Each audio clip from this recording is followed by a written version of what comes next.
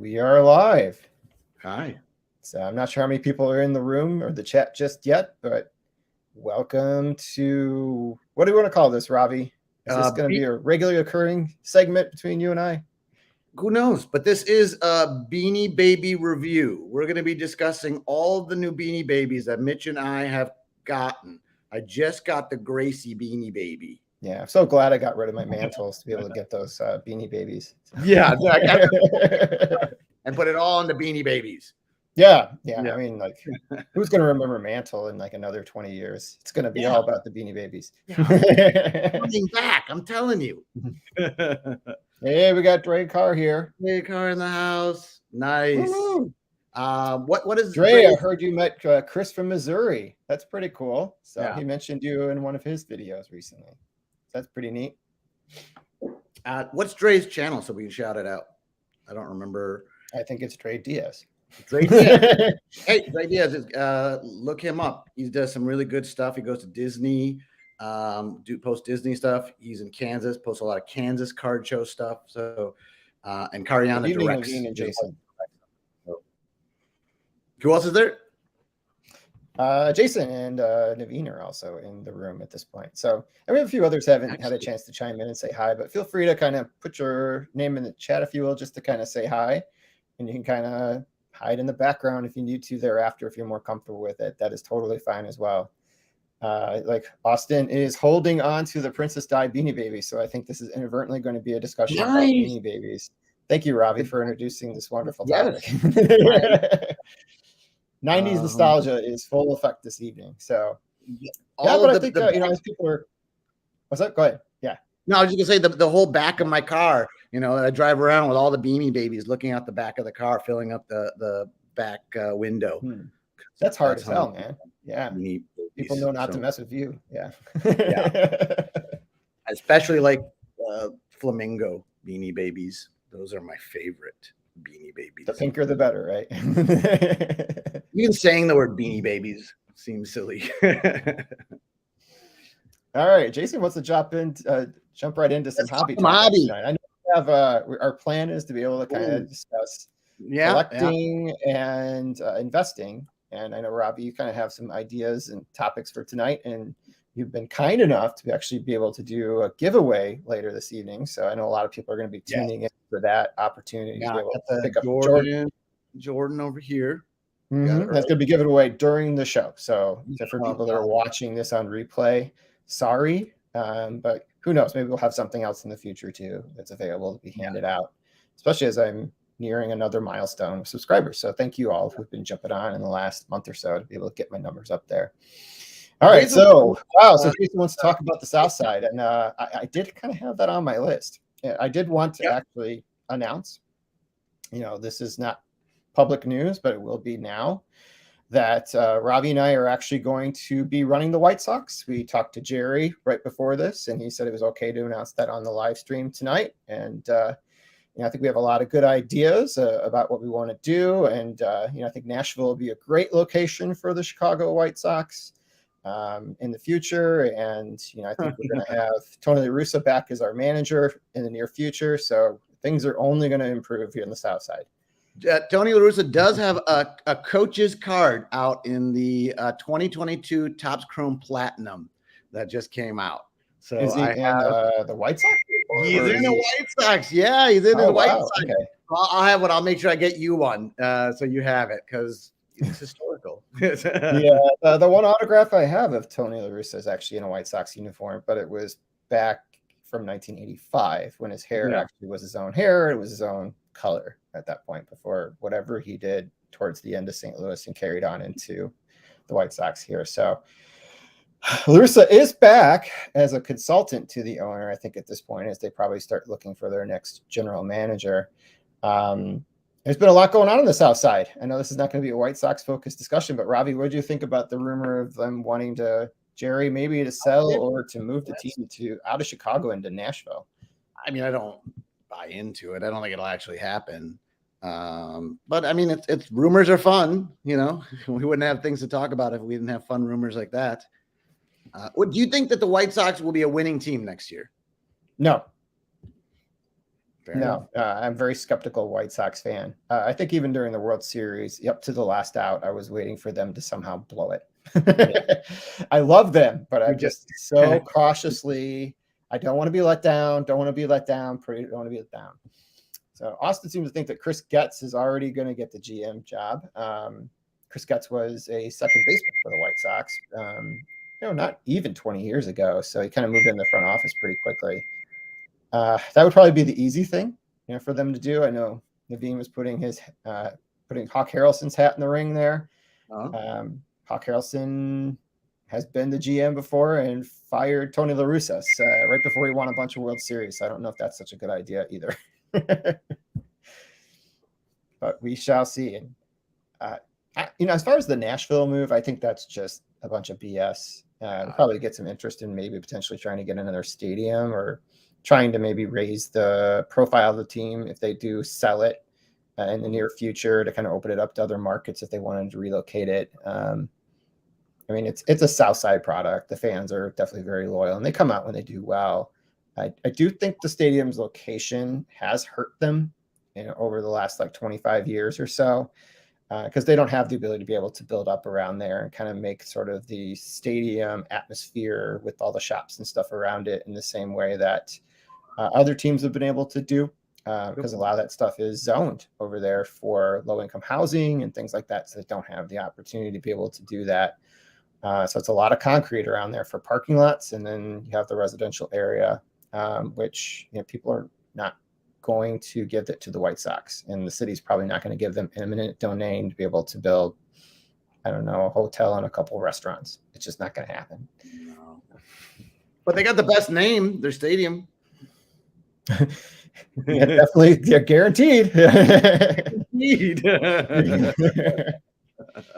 Let's go over to the guaranteed today, Mitch. Yeah, I'll rate it later to kind of see how it goes. So, yes. All right. Anyway, so that's I wanted to knock out the. They did win today in the 100-degree heat, so I guess they just need to take teams that are not used to playing in 100 degrees, and then they can maybe do that. That's where they win it. Oh, fantastic, Jason! I'm glad you got that card up in your case there. I know he's in the wrong uniform there for us White Sox fans, but I think he's probably in the right uniform for what he would probably prefer to be the Minnesota Twins.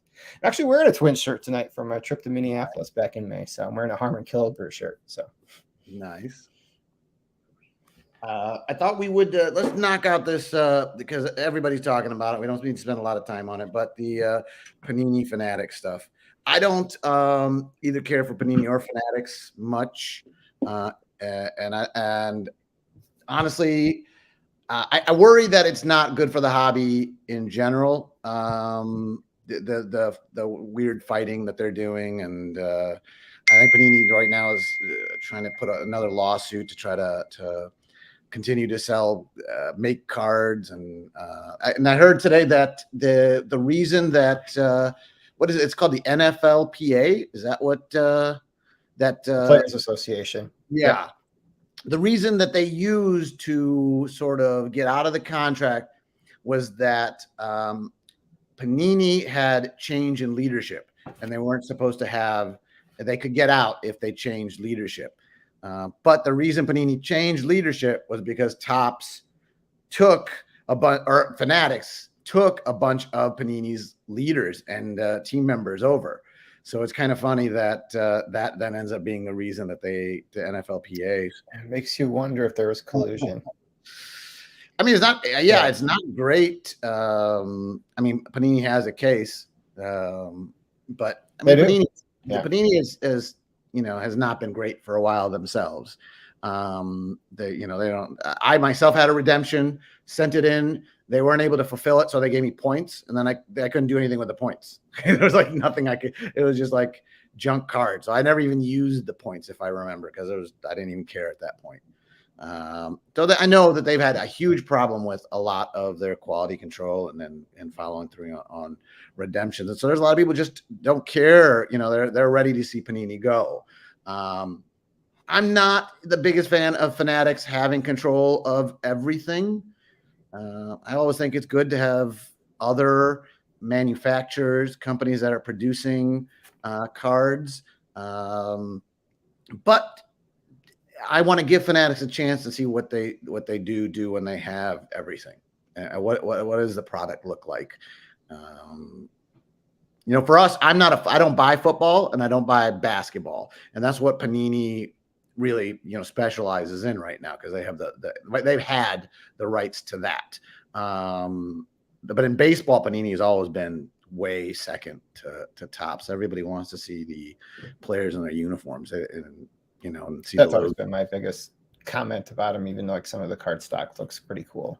Yeah, I mean, and the prices show that too. Any rookie, in a Topps product is at least probably close to 2 times sometimes what it is in a Panini. So I don't know what's going to happen. I don't think it's great for the hobby to see the two companies sort of fighting each other. If that, the biggest thing is, what will that mean for like product and how it comes out? Will there be any kind of pause?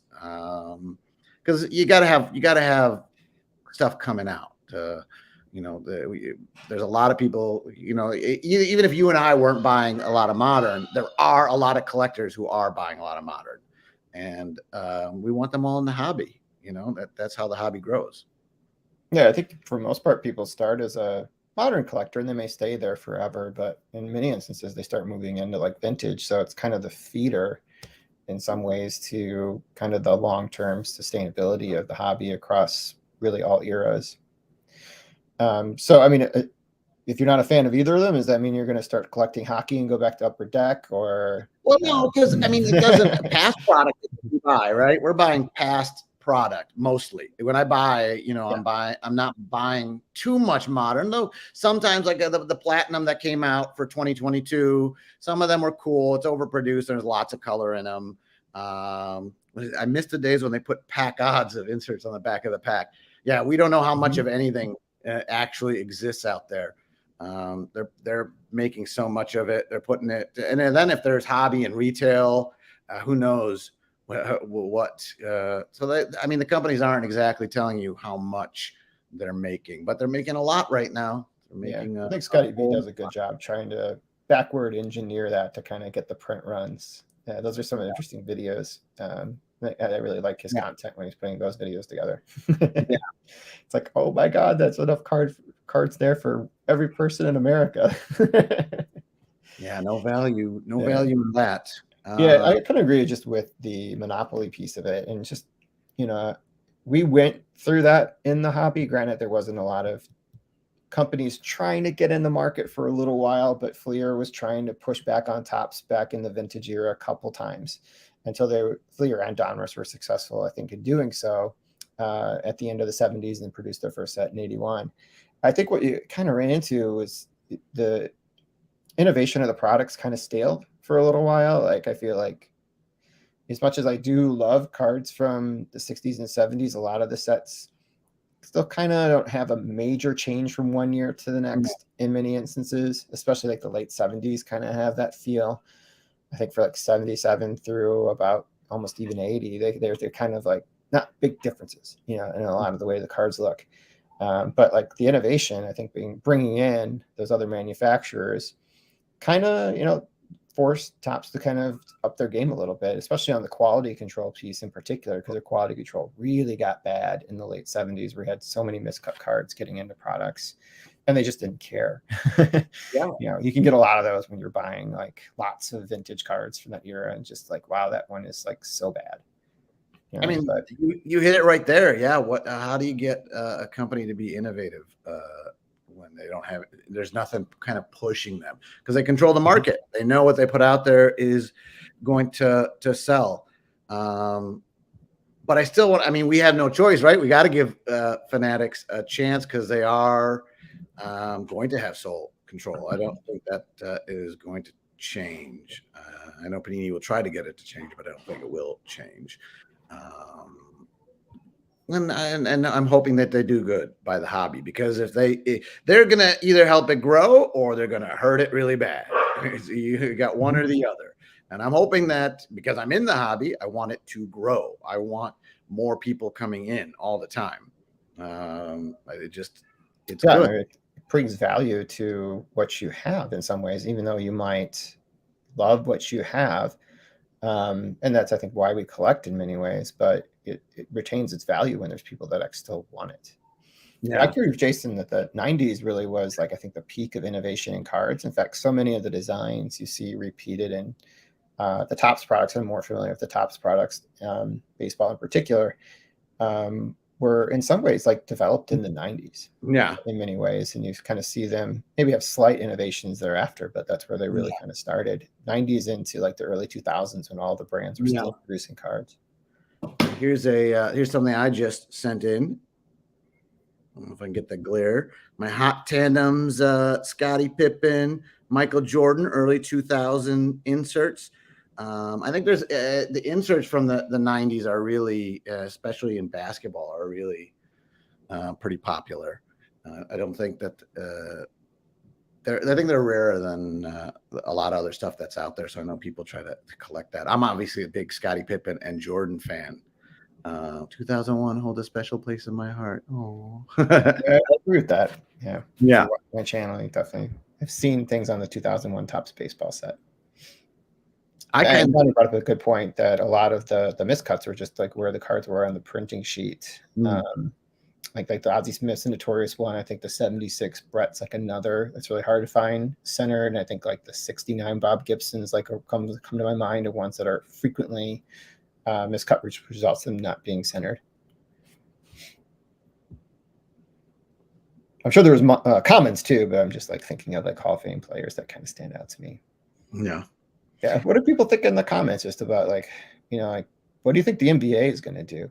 Or should we expect them breaking contract with Panini anytime soon? Or do you think that one's going to continue on at least until the end, which I think they have 2 more years left on that one, if I'm not mistaken. I assume their contract is the same that the NFL had. So if they want to use the same grounds, whether that is the right thing to do or not, they could. But I don't honestly care. But I don't know. I mean, Panini's fighting back right now and trying to they're going into arbitration and stuff. So maybe Jason thinks it's going to happen right away. Yeah. So I mean, Panini also has the rights to make the international soccer cards and also the English Premier League cards, which is a pretty big line of business for them too, but really not as big as the other 2 that we were just talking about. I wonder what the future is of those products at this now, because like soccer is obviously really taking off in the hobby, and obviously it just continues to grow here in the United States with the introduction of Lionel Messi into MLS. Yeah. And we have the World Cup in 3 years here in the United States. So I think that by that time they probably want to have like some of their peak products like out, available. People want them because it's going to be like all over the news at that point. Yeah. And will it be Panini at that point, or will Topps and Fanatics really kind of taking it over at that point? Or maybe they'll sign a deal with Upper Deck. I don't know. I mean, Upper Deck's been exclusive hockey for a long time. So those are good questions. I mean, right now for Panini, it's are they going to try to stick it and keep going with whatever they can do, or will they just sell out to Fanatics, and then Fanatics will have the rights to all that stuff anyways? Mm-hmm. So, yeah, I don't know. I don't know what Panini really wants. So how does this as a transition kind of begin transitioning into the topic of, investing, and collecting? Like, where do you kind of feel how this kind of fits into that discussion? I mean, I've thought about that a lot, but I want, obviously we watch content, a lot of YouTube content, and get different ideas about, that people will either are on like one side or the other many times. Baseball cards are an investment. They are, yes, they are an investment, or no, they're not an investment. They're just a collectible. But I come back to the point is that we do put a value on them. If we go and we buy a card, an adult collector who has money, and goes to go buy a card, they don't say, when the guy says this is $1,000, they check to see if it is actually $1,000, and not selling for $100. it has a value. We determined that this, we're willing to pay what other people are paying for it. So yeah, it's a commodity. yeah. Now the idea of an investment is usually put money into something hoping that it will grow and bring increase in value, right? So I guess if someone were saying, well, I don't care if it increases in value, do they care if it decreases in value?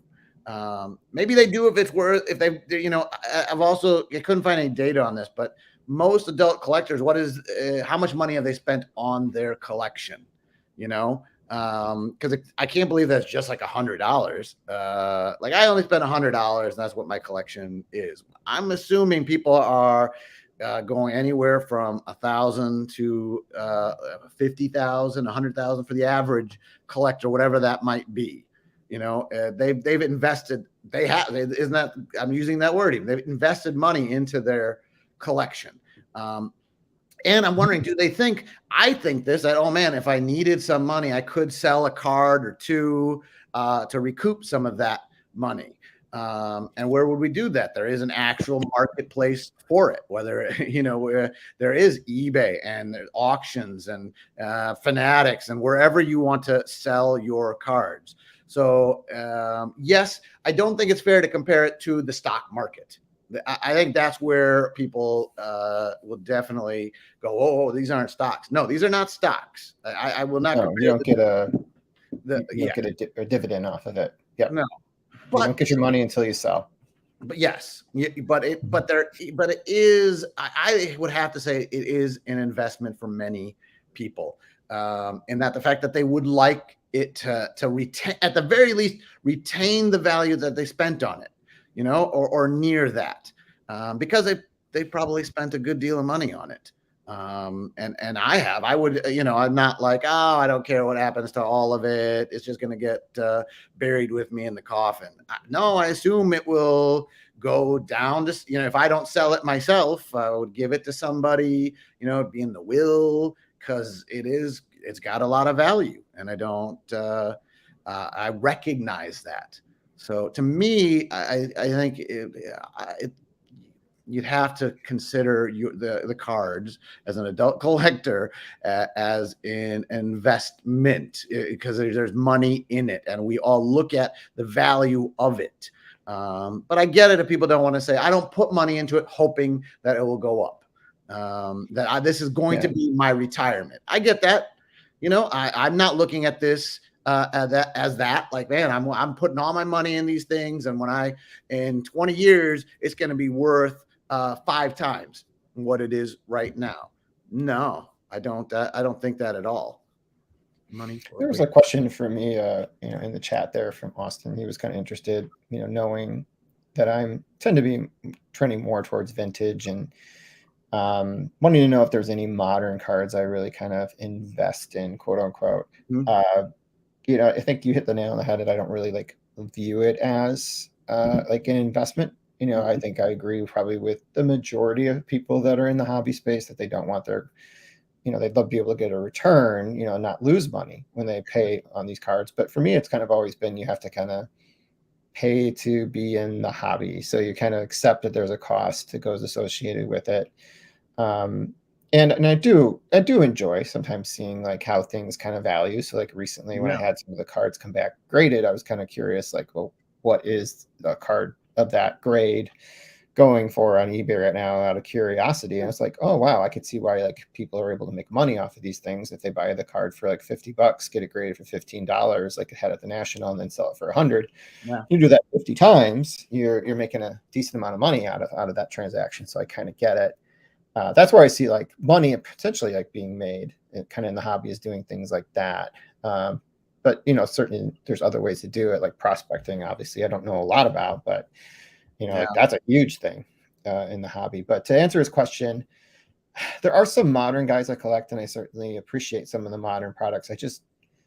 I can't collect everything, and I think there's a sentiment there that everyone could agree with. So I kind of decided to focus in on specific things, and that's made it more enjoyable for me. I think whenever I finish a project and I don't necessarily have something on the horizon that I want to work towards, I feel very lost, and I'm quick to kind of try and buy like anything that kind of like fits my fancy in that point. And that's where I sometimes don't find as much satisfaction out of what I'm doing.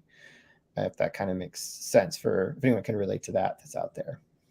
I think in general, if anyone were wondering about like what to buy in any of the sports, you want to go Hall of Famers, all really potential, definitely going to be Hall of Famers, and rookie cards. They're rookie cards. That is probably one of the safest ways to go. But again, like with anything, anything could happen where prices drop.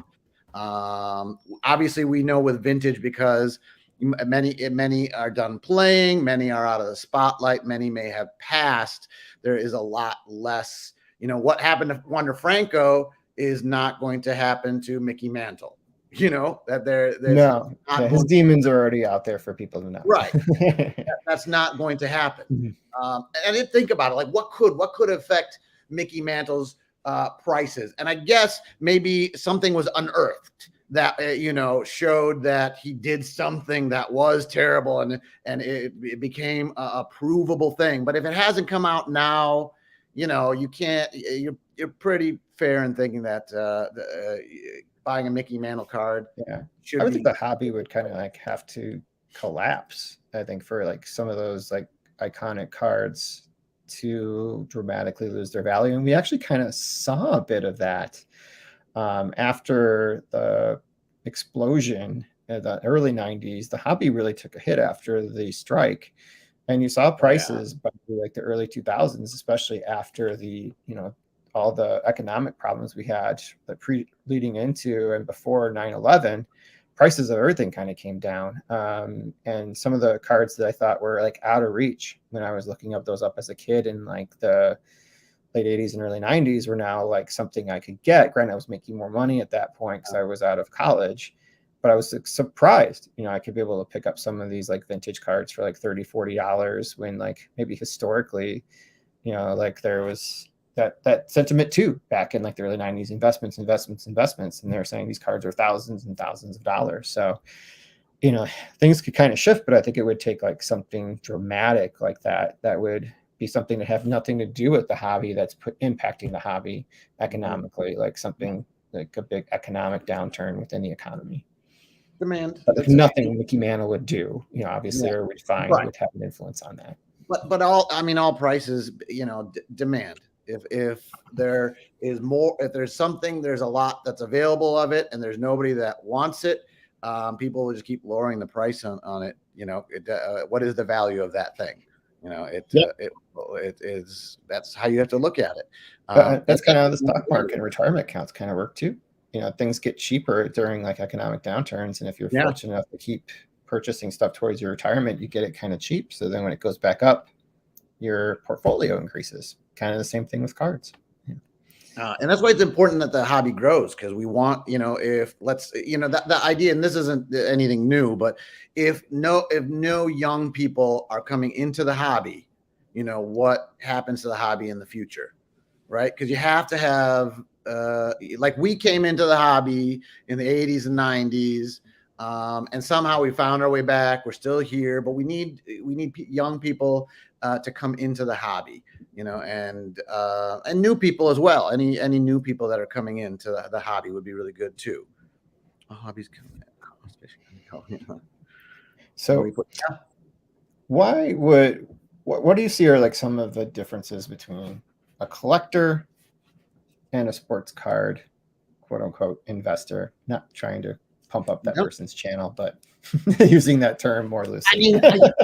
I think the biggest thing is that an investor isn't maybe tied to the cards, right? They don't care as much about the cards that they're buying. They strictly buy with the idea that they're going to make money on it somehow. And that's all they care about. Now, I know I saw it earlier. So I saw a comment earlier from somebody who said that I buy to sell to get something else. So that's more of a collector than an investor, because their goal is to continue to buy into the hobby, right? They want to acquire cards that they want to keep for themselves. And then there are others who solely look at it as a financial thing. Like, you know, I can't collect anything. Anything that comes in has a price on it, and I'm willing to sell it to make money. So that is, you know, there's that. I am a collector. I spend more money than I make. I do like to make, you know, I like to also, I'm trying to think. I was selling like Julio Rodriguez. He just, I picked up a few of his, and now if I wanted to sell his cards just in like the last couple of weeks, because he had that 4 days where he was amazing, where he had, I don't know how many hits he had, like 19 hits in 4 days, like 17 for 22 or something. It was crazy. crazy. Yeah. And so then and so his cards went up. And so maybe I want something else, you know, I want to buy something else. I may sell that Julio Rodriguez to get something else that I want even more.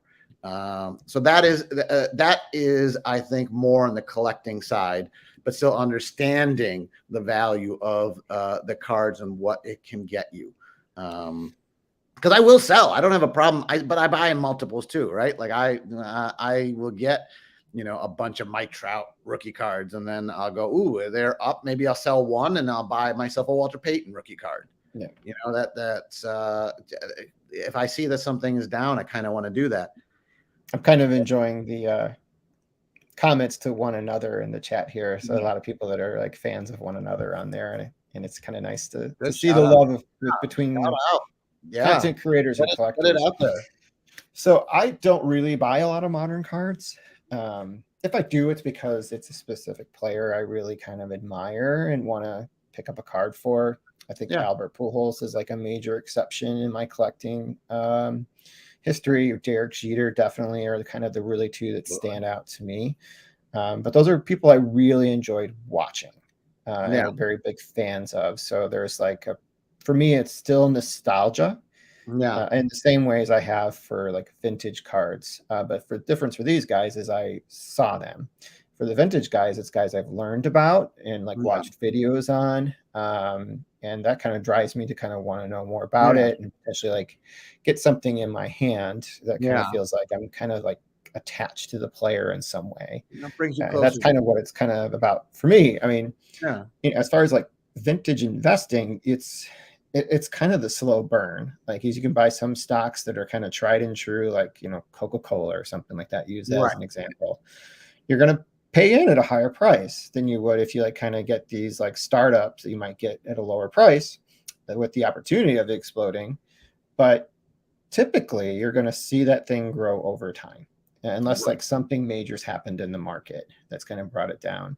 And I kind of understand that going in. And I understand that, like, you know, me, for example, putting together the Diamond Star set that I'm working on, there are some cards that I know are going to have to ante up and pay, and that's okay. I know that the longer I hold on to it, I'll at least get my money back. If not, I'll get a little bit more, but it's not about that for me. For me, it's about seeing all those cards together and feeling what it was maybe like to be a child at that age, having all those cards in a collection and being fans of those players and learning about the players, especially the common players. Sometimes that's my first exposure to them. It's kind of like picking up their cards from that era. Eric Davis was my first PC, you know, that I was collecting. I loved Eric Davis and the way he played. And so when I got into the hobby in late 87, 88, you know, all I wanted were Eric Davis. I would have traded anything away for Eric Davis cards. And so, yes, I'm in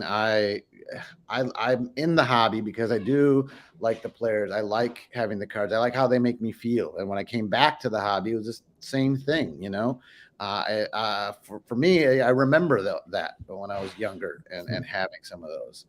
Here's a question for you, Ravi. Do we have a seller remorse? I'll go with mine because I know you got some. You got some good ones. For me, when I first started building vintage sets, I kind of sold off the few graded cards that I have. This was probably around like 2003 and 4. There was a T206 Fred Clark that I was able to pick up at some point in an old SGC holder. And I'm like, oh, that card's going to give me a lot of money that I can actually pick up all these commons for the first set I was working on, which was a 19 through 73 top set. Do I regret putting the 73 top set together? Not at all. Do I regret selling that Fred Clark card for, I don't know, at that time, probably $50? Yes, because it's valued a lot more now. But I regret, because if I were to reacquire it, it would cost me so much more money to do it, is the part where I'm like really kind of upset about it. But that's the kind of the one that always kind of stands out to me. At some point, I'd like to reacquire that card. What about for you, Ravi? Oh man. So I collected a lot in the late 80s, early 90s with a lot of the junk wax stuff. But I got back into the hobby in 98, and I was buying a lot of basketball and just collecting, getting a lot of stuff. Got out of the hobby again. And then, got married, and I was moving, and my whole collection, I had my whole collection. And my wife was like, "Hey, this is all these cards have just been sitting here. We're moving. What are you going to do with all this stuff?" And I was like, "Yeah, I don't know. I didn't at that moment. I didn't feel attached. I was excited. We were going to have a kid. We were going to move to this new house, and I'm like, yeah, I probably should sell it. It's just been sitting there." And I said, I am not going to look at what is in here, because I knew if I looked at what was in there, it would be so difficult for me to sell. I'd be remembering all the cards that I'd collected and going, my gosh, that's a great card. I want the value of that card. I sold all of it for $2,000. And it was, then not too long later, the pandemic. You would have asked me back then, like, hey, do you want these? I don't know. I would have sold them back to you later when you had regret. Yeah. But like I had, I'm talking, I had like 98. I had tons of refractors from Topps Chrome basketball. I had tons, and who, like Vince Carter was a rookie in that year. I had like 30 Peyton Manning rookie cards. I had 30 Randy Moss rookie cards. And at that time, I didn't really want to think about it. And then the pandemic happened, and I was like looking at the prices of the things, and I'm like, oh man. If I had just waited like 2 years, it probably was worth way more than what I sold it for. Plus, it was all my collection that I was that I grew since I was young, But in that moment, there's like other stuff was going on, and I didn't see myself coming back into the hobby. And then you and I, we got back into it. You'd always been sort of collecting the, your vintage sets, and kind of whenever you got a card here and there. But then I came back. I had for a little while. Yeah. And then in 2019, I don't know, did we buy boxes? We must have bought some boxes or something. And I don't know what happened, but that's when I got back into it. 2019. Stuff for my birthday, I think. Yeah. It was kind of I was already inching in that direction, because I just bit the bullet and bought the last two cards I needed to finish my 1968 top set, which went unfinished for like 7 years. Because I had a hard time justifying the cost for the Mickey Mantle and Nolan Ryan at that time. Yeah. And man, those days are long gone. I'm comfortable spending that amount on like the right cards these days. Jason kind of put up a good point. He's like, I do kind of see that now, because just using the example, I don't have it in front of me, but like the 53 Topps Yogi Berra that I just had on my channel that I graded, I think I paid, full disclosure, I think I paid about $85 for that last fall at a card show. It got graded in SGC 3.5, which would probably sell for about 200 plus on there. So there's a huge appeal, I think, to be able to kind of do that, to be able to make more hobby bucks and go into a card, or at least being able to maybe buy a card that would be more expensive if you went and had already got it graded, and just kind of take a little bit of a gamble and just kind of think, if like it looks good enough to me in raw condition, I think it'll grade, and then it'll be in my collection. It probably for like for me at this point, it was like $100, and it would have cost me over $200 to acquire it otherwise. So I can totally see the appeal, and if you needed to move it, that's $100 profit right there. Well, you and I talked about it, and it's like you have a really good knowledge of vintage baseball cards, and I don't. So when I go, I can't recognize the value of it, and I wouldn't know. So for me, it's tough to say, is this real? Is it not real? Has it been trimmed? What? So I tend to stay away from buying raw vintage, and I just buy graded, because it's already slabbed. It's got a grade on it. I don't have to. I'll assume that the grader was correct in figuring out that it's an authentic card, and It hasn't been tampered with, whether that be true or not. At least, I just feel safer buying the graded. But I totally see what you're talking about. Getting it raw. Because you were at the National. I was at the National. We saw a lot. We saw a lot of raw vintage that was there. And if you know your stuff and you're really good at kind of recognizing, what is what. It felt me more encouraged to be more comfortable with that option. And sometimes when I'm like building like some sets in the future, just understand I still have to pay for the graded cost on top of it. So like trying to be able to negotiate a price that will also include that. And if I still think it's a better deal than finding a graded one at that point, I think I'm like totally open to it now, with the exception of like some things that are like commonly faked. I'm not playing in the ballpark of buying a 52 mantle, but I would never buy a raw 52 mantle for those purposes alone. So I think we should do our giveaway. We should give people a chance to. We're going to transition to that topic. So thank you, Ravi, for offering to do this. So why don't you go ahead and introduce it. So I just got this back graded. This is one of my. So when I sold my collection, I'd kept some Jordans and Pippins and some autos. They were like separate from it. And this is one. So I just got a grade. This is a raw card I pulled back in '98. I pulled two, so I have another graded one that I'm keeping for myself.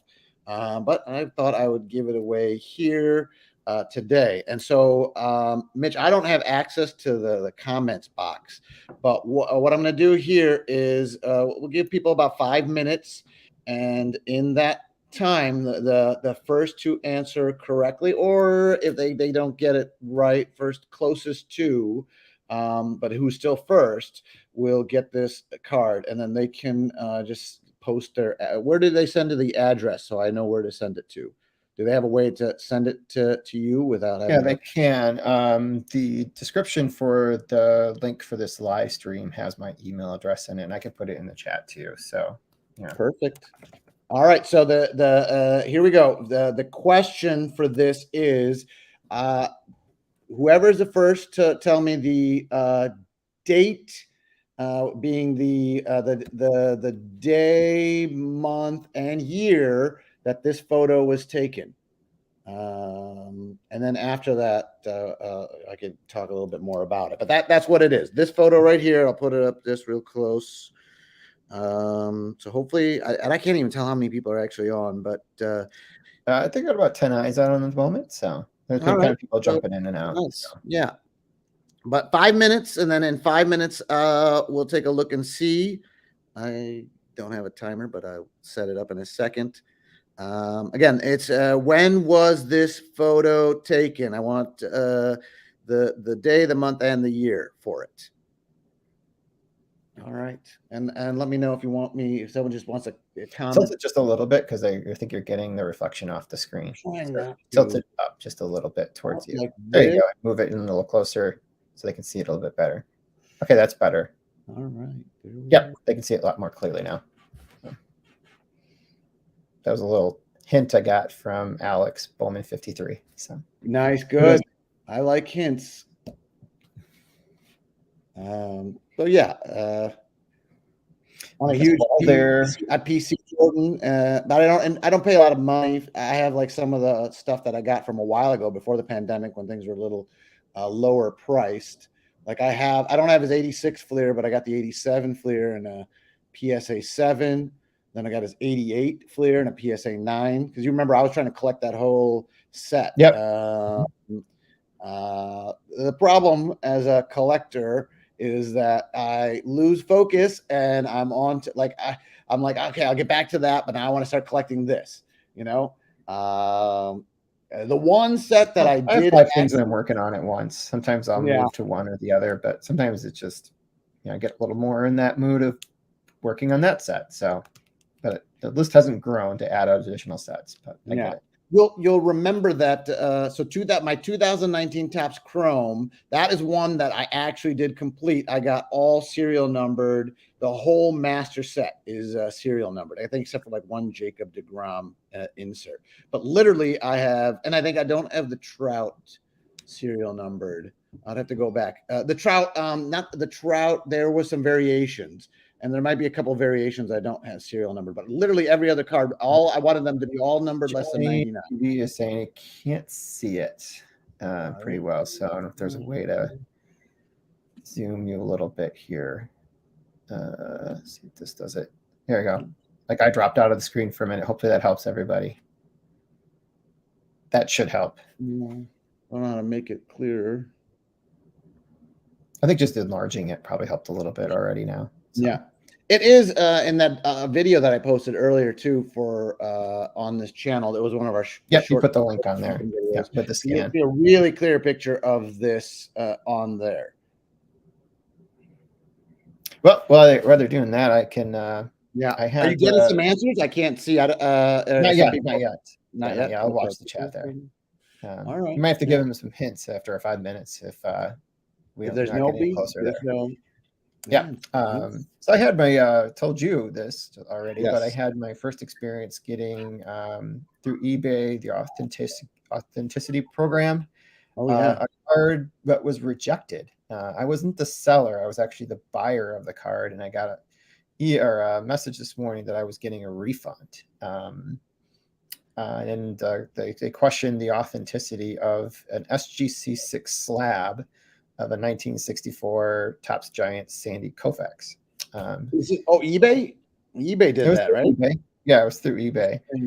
So they don't say what it was, but I thought, was it the serial number didn't match what was in like SGC's catalog, so that was a problem. I don't know. Why they should be more specific.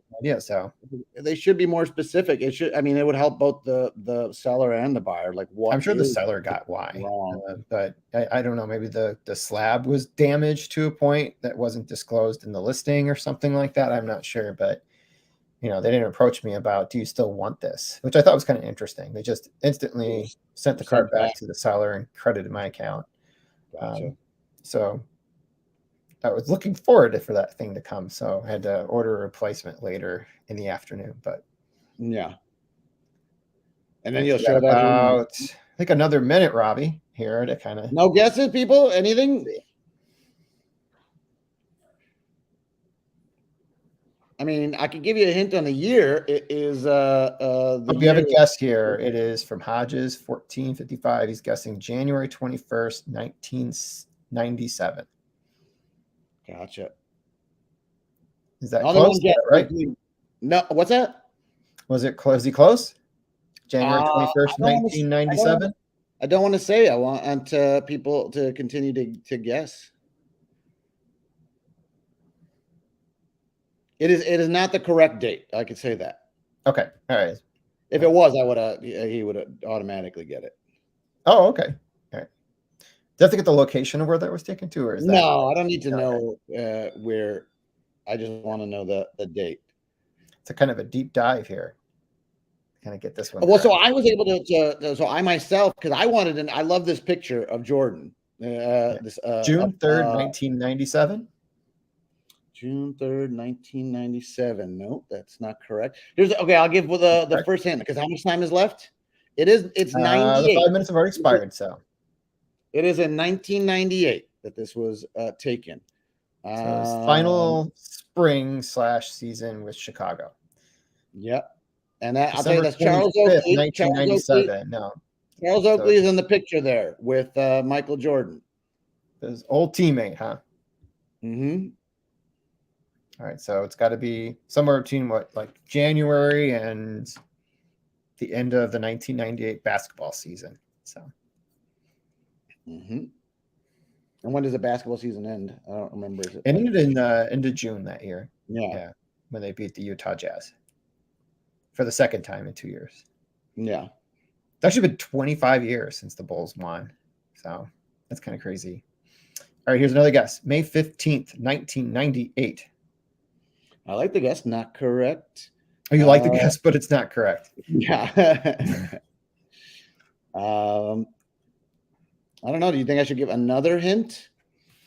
Well, you already nailed it down that it's against that's New York, right? So New York Knicks. the Eastern Conference Finals in 1998. I guess. I mean, I'll tell you, they're not in Chicago in this photo. Yeah. I will help Jason with this one. The Eastern Conference Finals in '98 and had the Indiana Pacers. Oh, he was just totally guessing. So it is. I think they even talked about it in the show of his, but I don't. They must have, but I don't remember. What was the show that he had that he kind of made himself? That kind of made and really helped the card market and Jordan card. The one that happened on oh god, ESPN, right? The Last Dance, yeah. Oh, Last Dance, yes. April 15th, 1998. Jason's just going through the whole calendar right now. Yeah, people can do deep dive now and kind of look into the Bulls schedule that year and just start hitting all the games against Charles Oakley. We have one for March 8th, 1998. That is correct. Who said March 8th, 1998? Big Blue 77. You Big have Blue 77. The correct answer. That is the correct answer. March 8th, 1998. This is Jordan's last game as a Bull at the Madison Square Garden. And he was wearing his Air Force One shoes that were the first like Jordans that he wore. So he was wearing them as warm-ups that day, but I think people were saying, hey, you got to keep wearing them. So he wore them for the whole game, and he scored like 42 points. They won. So that's cool. And in this, I thought he was dunking, but in this photo specifically, Ron Harper was taking a shot and missed. Jordan went up, kind of pushed off of Charles Oakley there. And then he kind of just kind of hits it off the backboard and puts it in. That had been one of the cameras they had fixed on top of the at that time. Backboard at that time, I imagine, to be able to get that picture. So what's the shout out again? Going to Bulls games back in the day. I know. Who's the winner? Shout out the winner again. Thick Blue 77. Blue 77. Congratulations. So feel free to email me, and I will connect you with Ravi so he can get that card over to you. Yeah. And I'm sorry to make it so easy. I kind of wanted people to hunt a little bit and see if they could. He did change the question a little bit. He was going to ask what color was his underwear too, but I'm like, that's a little too difficult. So yeah, because Jordan would always tell me what color underwear he was wearing. Yeah. Speaking of, we didn't win his car at the National. Unfortunately, no, they did. They did have. I don't remember what car it was, but yeah, they had his car there. Mercedes from like, I don't know, that mid 90s or something like that. So yeah, I think the National inside the National was as hot as it is in Chicago today. It was like 100 degrees or something. Yeah. So Robbie, you said you consider yourself a collector over an investor? Yeah. Or you kind of feel you're kind of a blended one? No, because I'm not here with the idea that it's that it's going to grow in value and that one day I'm going to make a lot of money on it. But if one day I wanted to leave the hobby, I would sell it. I don't know what it would be worth, but I would sell it. But right now, I enjoy having the cards. I enjoy not even like the people. What is it where you could buy like fractional cards or something? So weird. Oh yeah. I want to buy a piece of that, but I won't ever even have it in my possession. But I'm an owner of that card with a. That's truly investing at that point. Yeah. No, I love having the cards. Here, let me show you. I just got this. I mean, like I get these. This is awesome. This. The Ozzie Smith. Ozzie Smith, numbered out of 25, Topps silver pack. Auto. I love Mike Trout. I collect Mike Trout cards. I'm really into Mookie Betts. But I try to buy them when they're not as hot. And so I've seen Mookie Betts cards have started to go up. So I usually wait. Mike Trout is a great buy right now just because nobody's really thinking about Mike Trout. So I mean, when no one's thinking about you or buying you, that's generally a good time to get that person. Yeah, it's kind of like even like someone, as soon as they retire, their card stock kind of goes down for a little while. And as the Hall of Fame approaches, you might see them kind of return to their heights or get higher if it was someone they didn't expect to get in the Hall of Fame. Yeah. So getting pretty close to the deadline to get the last Ishiro that I need to be able to pick up because he'll get in January. So I want to try and pick up the last one I need before people are starting to make a run on Ishiro cards because he'll be in the news come January. So I would definitely call myself a collector primarily. One of my nephews has already staked a claim in my collection as his part of his inheritance, whereas other brothers will get money. Nice. I fear though that as this collection continues to grow, my other nephews will get the short end of the stick because if he gets the collection, it's going to be much more valued than probably any money we might be able to send him that way. But I don't know. I mean, I'm going to be holding on to these things for a while because I love telling the stories and sharing these with people, both with the YouTube community and also within person. So I remember when you started it last year, right? The YouTube channel. Last February, yeah. Last February, and we know that our friend Dre, had started his just before that, and then so it was good to see that both of you guys were kind of getting into it. And Dre has grown his channel, and it's great to see how you've grown your channel. So having support from all the people that are out there and enjoying the content and having interesting guests like Ravi. Yeah, I like making guest appearances. I was just showing Freddie Freeman. Mitch and I literally just pulled this Freddie Freeman. I bought a 2000. I got a few days before the National, right? The weekend before. Yeah, it was crazy. 2019 Topps Heritage blaster box that I picked up for like $25 on eBay. We pulled this, and I was like, "Oh my gosh!" This at first I didn't even realize that it was an auto, because it just looks like a normal card. And then like, wait, is that an auto? 10-10. Then I dropped it off. So grading, we went to the National. It's a sharp card.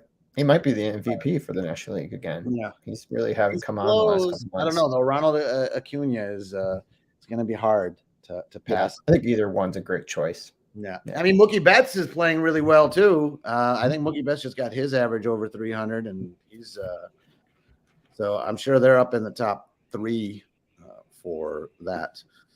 But yeah, any closing thoughts on the topic of collector versus investor before we kind of sign off? Yeah, that's a good question. Ran into Jason. I was looking at a card case actually from Tommy, who's the old guy that vintage cards that sells them in Schaumburg. And he's like, I recognize your voice. Are you so-and-so? And like, I think I only had like 20 subscribers, and I think half of them were family at that point. So I was like totally blown away. I'm like, yeah, I am. So, and we've obviously met in person again, just last month. So, which was great. But I'm sorry, I interrupted you, Ravi.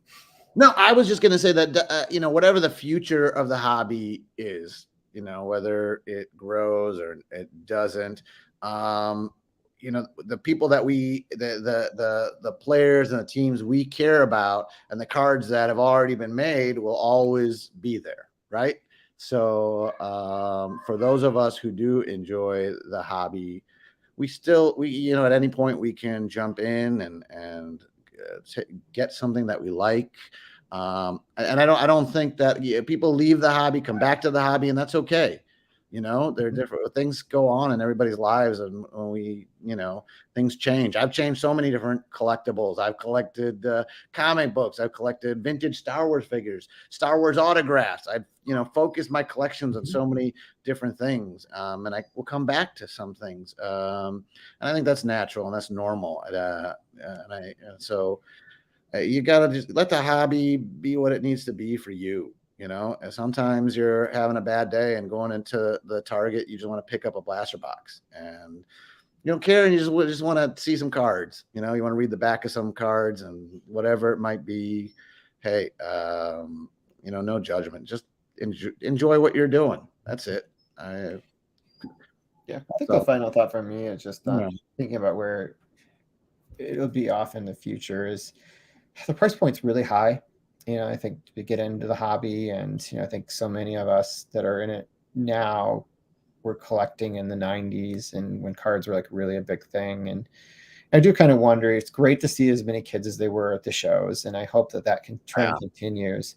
That was good. But I know that it's hard for a kid to kind of scrounge up enough money to be able to buy some of the cards that they want now. But it's also sometimes encouraging seeing some of the channels I do when kids are satisfied with going through the 50-cent boxes still. So that's kind of some of my favorite videos to watch, is when like some of those father-son channels, when they're just like, I got these cards for my favorite player collection, and it means something to them, even though like value wise it may not hold its value in the same ways that like investing in other cards will. But when we were kids, we weren't thinking about that. No, so it's kind of nice to still see there's a place like that in the hobby for those people. You have that father-son duo that comes on, and the son, and Alex. Yeah. Yeah, it's great to see him. Like, my dog is crying because I have her in the back somewhere. I don't know if we Oh, okay. Yeah. Look at her, she's right there. So like, I love listening to him, and just like how he's so, like, I can hear how excited he is about the cards and the people in the hobby. That's so great to hear. And there's another person that I watch that has been a subscriber of yours, is like the fast breaks and breakfast. And I don't know. I think they had a video just this week. Yeah, and he and his daughter are always on together, and that I love that stuff. Like, I can, and he does a lot of the Cuban players, and just how excited he is about that. That's the good stuff, right? It is. I don't need to hear all the time about the market, and like everybody coming on and talking about what's the drama and stuff that might be going on, but just having like a parent and their kid on, and like actually seeing that they care about the cards and the people that are on the cards is pretty cool. Well, Ravi, thank you again for joining me tonight and handing out the card. I'll probably be back maybe as early as next week if another live stream. Speaking of Jake and RJ, I think RJ and Jake were already working on our next video and guest. I think we're taking a brief break from doing what makes this set great to kind of talk about something else, but I think we'll be coming back to that topic in the near future too. There's so many great sets to do there. So thank you all for joining in live tonight, and I wish you all a lovely remainder of your Wednesday evening, and stay cool out there if you're in Chicago, because it's going to be warm tomorrow. Take care. I'll be back soon.